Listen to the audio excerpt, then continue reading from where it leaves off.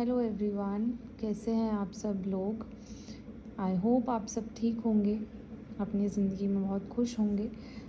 आज हम एक टॉपिक शुरू करने जा रहे हैं, गेन्स फ्रॉम ट्रेड। तो गेन्स फ्रॉम ट्रेड के लिए हम यहाँ ऑफ़र कर्व से देखेंगे कि दो कंट्रीज़ जो दो गुड्स में डील करती हैं उनको किस तरीके से ट्रेड करने के बाद में गेन्स होते हैं, उनको फ़ायदा होता है।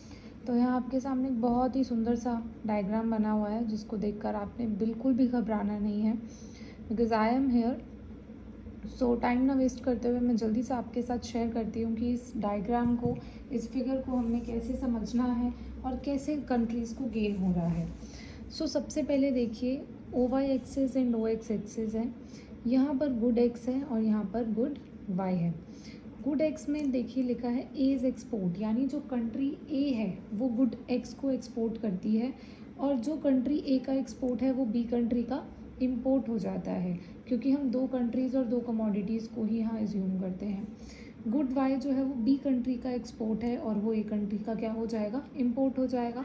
दैट इज़ प्रेटी ऑब्वियस कि एक कंट्री का एक्सपोर्ट दूसरे का इम्पोर्ट एंड वाइस वर्सा। यहाँ पर आपके सामने ये ऑफर कर्व है। तो जो यहाँ ये ऑफर कर्व है जिसके यहाँ पर ए लिखा है, so O A, this is the offer curve of country A and O B is the offer curve of country B. ठीक है, ये आपकी जो मिडिल में आप लाइन देख रहे हैं वो है इंटरनेशनल एक्सचेंज रेशियो ओ जी, जिसको हमने डिफाइन किया है ओ जी लाइन से। डोमेस्टिक एक्सचेंज रेशियो क्या है, दिस लाइन ओ आर, जो है कंट्री ए की। एंड देन ऊपर जो आप देख रहे हैं ये डोमेस्टिक एक्सचेंज रेशियो है कंट्री बी की, जो कि हमने डिनोट करी है ओ एस से, राइट। अब देखिए, हम इसमें सिंपल सी चीज़ें देखेंगे कि बिफोर ट्रेड और आफ्टर ट्रेड हम कितना एक्सपोर्ट कर रहे थे, कितना इंपोर्ट कर रहे थे। आफ्टर ट्रेड हमें क्या डिफरेंस आया, तो वही हमारा क्या हो जाएगा, गेन्स हो जाएंगे। सबसे पहले हम बात करते हैं नेशन ए की। तो नेशन ए की जो डोमेस्टिक एक्सचेंज रेशियो लाइन है वो आप देख रहे हैं कि वो एक्स एक्सिस की तरफ उसका झुकाव है, वो एक्स एक्सिस की तरफ झुक रही है, जिसका मतलब कि नेशन ए की कंपैरेटिव एडवांटेज है गुड एक्स में। कंपैरेटिव एडवांटेज थ्योरी आपने पढ़ी होगी, नहीं पढ़ी तो प्लीज़ बताइएगा, मैं वो भी अपलोड कर दूँगी विद नोट्स।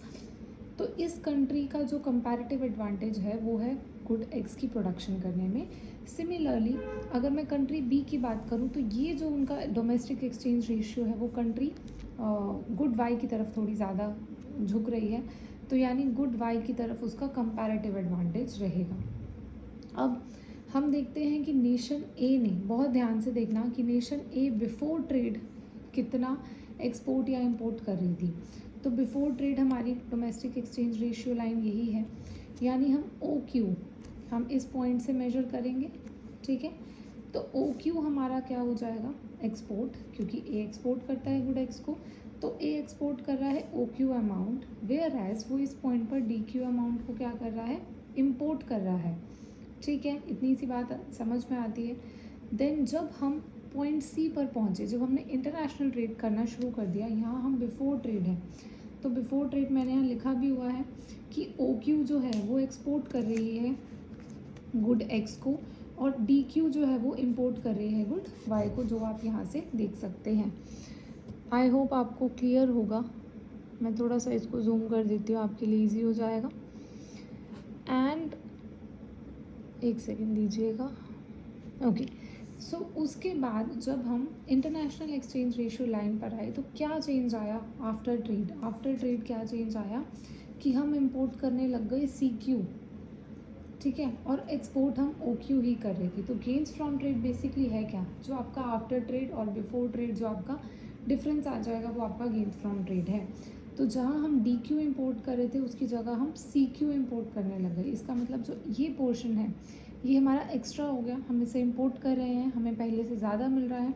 सी क्यू नहीं, सी डी पोर्शन जो है हम पहले से ज़्यादा क्या कर रहे हैं, इम्पोर्ट कर रहे हैं, तो ये हमारा क्या हो गया, gains from trade. So it is gain for country A.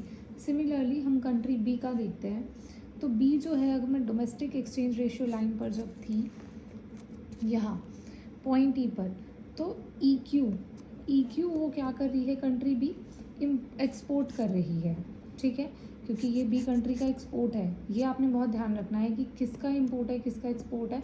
Confuse नहीं होना, बहुत आराम से करना। एक बार आप इस वीडियो को देखेंगे देन आप खुद करने की कोशिश करें, नहीं समझ आएगा दोबारा देखें, और कोई प्रॉब्लम होती है आप कमेंट करेंगे।